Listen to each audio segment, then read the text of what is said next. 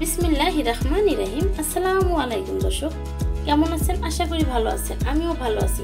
দেশ ও দেশের বাইরের থেকে যারা আমার এই ভিডিও দেখতেছেন তাদেরকে আমার রান্নাঘরে স্বাগতম। আজকে দেখাবো আমি একদমই অল্প খরচে ঘরোয়াভাবে মালাই রোল রেসিপি। দেখতেই পাচ্ছেন কতটা সুন্দর বা লোভনীয় হয়েছে মালাই রোল রেসিপিটা। একদমই কম খরচে দোকান থেকে একটা পাউরুটি নিয়ে আসবেন, বাসায় কিছু দুধ থাকবে, বাদাম থাকবে, সেটা দিয়ে হয়ে যাবে এতটা সুন্দর বা সুস্বাদু মালাই রোল রেসিপিটা। এই রেসিপিটা বাসায় কোনো গেস্ট আসলে তৈরি করে দিতে পারেন। মেয়ের শ্বশুরবাড়ি যাবেন, অবশ্যই একটা ডিশ বানিয়ে নিয়ে যেতে পারেন। গায়ে হলুদের টেবিলে রাখতে পারেন, কোনো পার্টি হবে সেই টেবিলে রাখতে পারেন। একদমই নিজে এবং গেস্টরাও সারপ্রাইজ হয়ে যাবে এই রেসিপিটা দেখলে। এটা দেখতে যতটা না সুন্দর, তার চেয়ে খেতে আরও দ্বিগুণ সুন্দর লাগবে খেতে, এতটাই সুস্বাদু হয়। বন্ধুরা, এখন পর্যন্ত যারা একটা লাইক দিয়ে ভিডিও দেখা শুরু করেন, প্লিজ একটা লাইক দিয়ে দেবেন। আজকে মালাই রোলের খিরসাটা আমি কিভাবে তৈরি করব সেটা শেয়ার করব।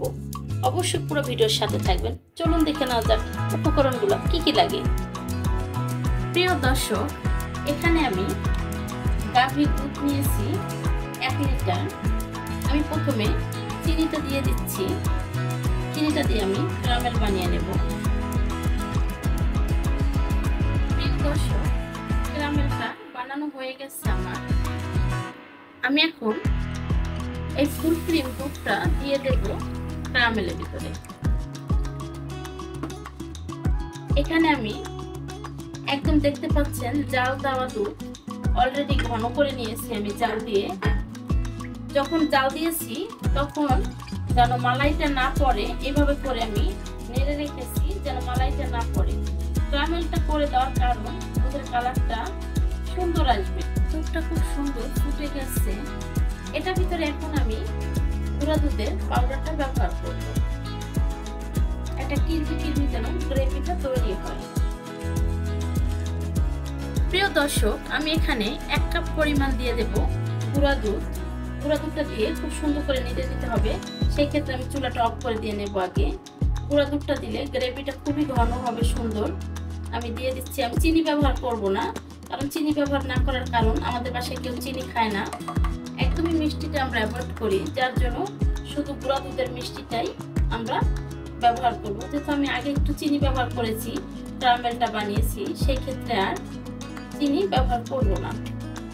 এটা আরো একটু ঘন করে নেব। খুবই সামান্য একটু সল্ট দিয়ে দিচ্ছি। চাইলে আপনারা স্কিপ করতে পারেন। যারা মিষ্টিতে একদমই লবণ খান না, অবশ্যই অ্যাভয়েড করবেন আপনারা।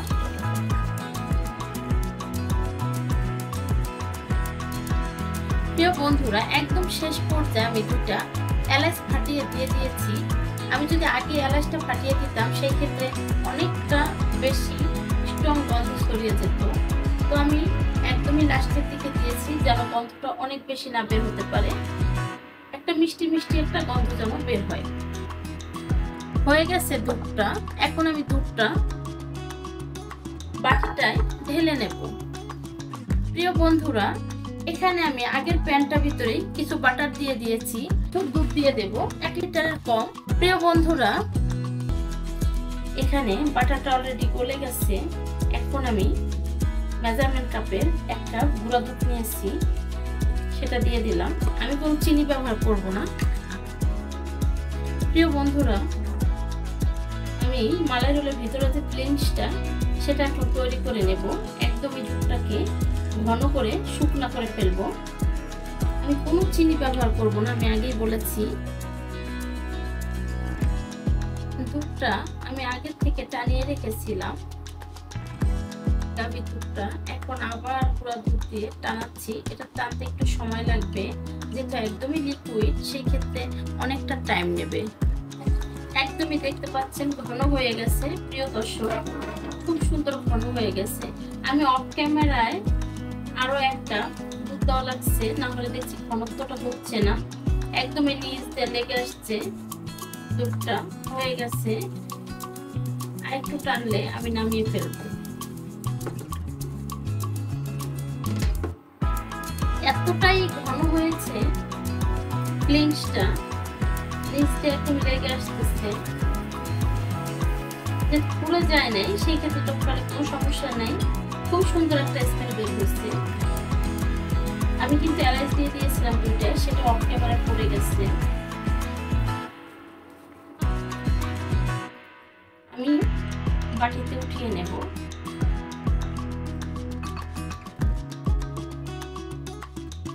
এখানে আমি রুটি নিয়েছি, আমার প্রয়োজন মতো আমি বন্ধুরা দিয়ে দেব। অবশ্যই আপনারা যখন ব্রেডটা নেবেন হোয়াইট ব্রেড নিতে হবে, আমি হোয়াইট ব্রেডটাই নিয়েছি।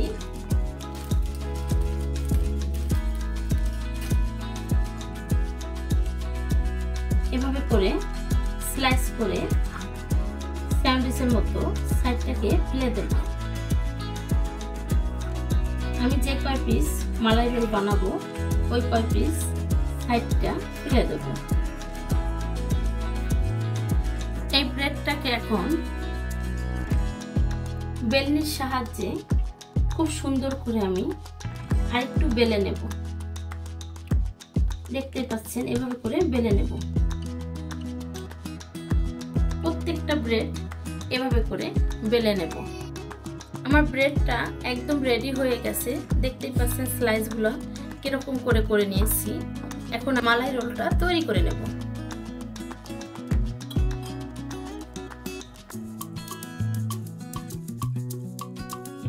এভাবে করে প্রত্যেকটা রোলের ভিতরে মালাইটা বসিয়ে দেব।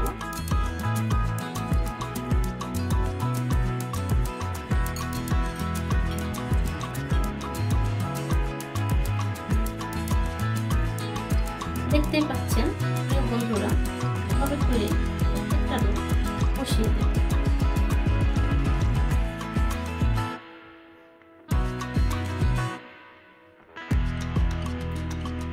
দ্বিতীয় আর এক পিস নিয়েছি আমি। বন্ধুরা, আমার রেসিপিগুলো যদি ভালো লেগে থাকে অবশ্যই লাইক কমেন্ট শেয়ার করে সাবস্ক্রাইব করে দিয়ে আমার পাশে থাকবেন। যে সমস্ত বন্ধুরা ফেসবুক থেকে দেখতেছেন তারা অবশ্যই ফলো দিয়ে রাখবেন এবং আমার রেসিপিগুলো কিরকম হয় অবশ্যই আমাকে কমেন্টে জানাবেন। এভাবে করে ফোল্ড করে সুন্দর করে প্রত্যেকটা এভাবে করে বসিয়ে দিতে হবে। প্রিয় দর্শক, একদমই আমার মালাই রোলটা সাজানো হয়ে গেছে, ট্রেতে রেডি। আমি ওটা দিয়ে দেব। এভাবে করে অনেক দুধ বানিয়ে রেখেছি যেন একদম পুরো সুন্দর করে এটা ভিজে সফট হয়ে যায়। সেই ক্ষেত্রে গ্রেভিটা বেশি থাকলে খেতে অনেকটা টেস্টি হবে, খুবই টেস্টি হবে।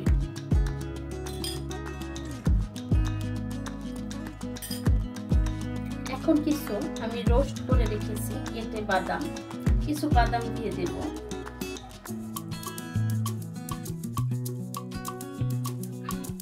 প্রিয় দর্শক, হয়ে গেছে আমার একদম স্পেশাল মালাই রোল রেসিপিটা। খুব সহজে অল্প খরচে পাউরুটি দিয়ে, দেখতেই পাচ্ছেন কতটা সুন্দর বা লোভনীয় হয়েছে। আজকের রেসিপি আমার এই পর্যন্তই।